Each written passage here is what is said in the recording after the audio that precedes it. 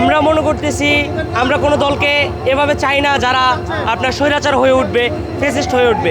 আমরা চাই যারা ইনসাফের কাজ করবে, যারা দুর্নীতি কমাবে, যারা চাঁদাবাজ কমাবে, তারা এবার বাংলাদেশে আসুক। বগি থেকে শুরু করে ছাদ পর্যন্ত মানুষের কোনো অভাব নাই। এখন যেহেতু 12 তারিখে ভোট, তো আমাদেরও দিতে হবে।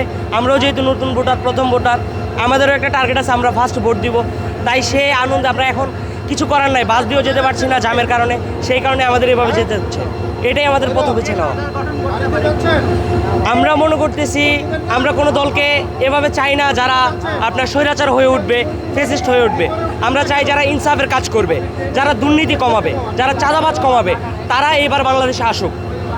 আমি কোনো দলকে মেনলি বলতেছি না যে ওরা চাঁদাবাজ, কিন্তু যারা করে ওরা তাদের ঠিকই এটা বুঝে নিবে। এখন আমরা পরিস্থিতির শিকার। যেই ট্রেন আপনার যাওয়ার কথা ছিল 2:15-তে, এখন মনে হয় 3:30টার উপরে বাজে, 3:30 প্লাস, এখনও ছাড়ছে না। তো আমরা যাচ্ছি ব্রাহ্মণবাড়িয়া।